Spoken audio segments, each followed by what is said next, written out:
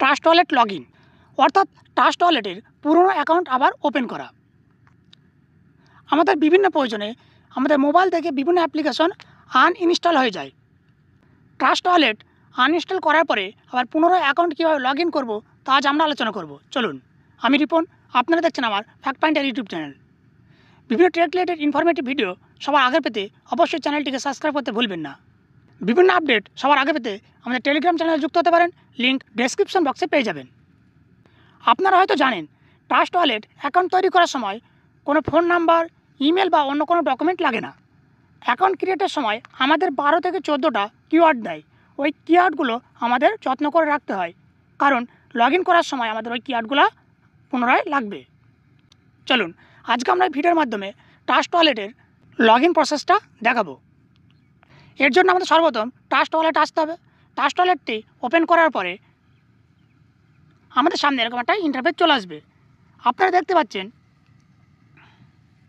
এখানে যে get start হয়েছে সেখানে আমরা ক্লিক করব। তারপর আমাদের সামনে এরকম একটা পেজ চলে আসবে। যদি আমরা নতুন করে অ্যাকাউন্ট খুলতে যাই তাহলে আমাদের ক্রিয়েট নিউ ওয়ালেটে ট্যাপ করতে হবে। কিন্তু আমরা কি করব, আমাদের একটা অ্যাকাউন্ট খোলা রয়েছে, সেটা আমরা ওপেন করব। তাহলে আমরা কি করব, অ্যাড এক্সিস্টিং ওয়ালেট এখানে ক্লিক করব। তারপর আমাদের সামনে এরকম একটা পেজ চলে আসবে। আপনারা দেখতে পাচ্ছেন secret page, use a 12, 18 or 24 word, অর্থাৎ এরকম একটা দেখতে পাচ্ছেন। এরকম একটা যদি কিওয়ার্ড আমাদের চলে আসে অ্যাকাউন্ট তৈরি করার সময়, সেই কিওয়ার্ডগুলো এখানে লাগবে। কিংবা আপনি যদি এই ওয়ালেটটা কোনো গুগল ড্রাইভের সঙ্গে ব্যাকআপ করা থাকে তাহলে এই গুগল ড্রাইভ ব্যাকআপে ক্লিক করতে হবে। যদি না করা থাকে তাহলে আমরা কী করব, প্রথমটা যেটা রয়েছে সিক্রেট পেজ, এখানে ক্লিক করব।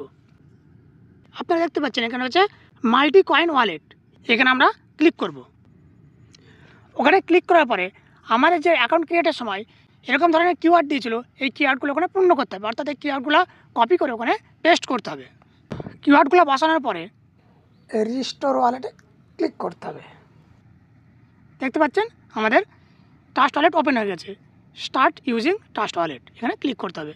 দেখতে পাচ্ছেন অ্যালাউ করে দেবেন, আমাদের অ্যাকাউন্টটি পুনরায় খোলা হয়ে গেল।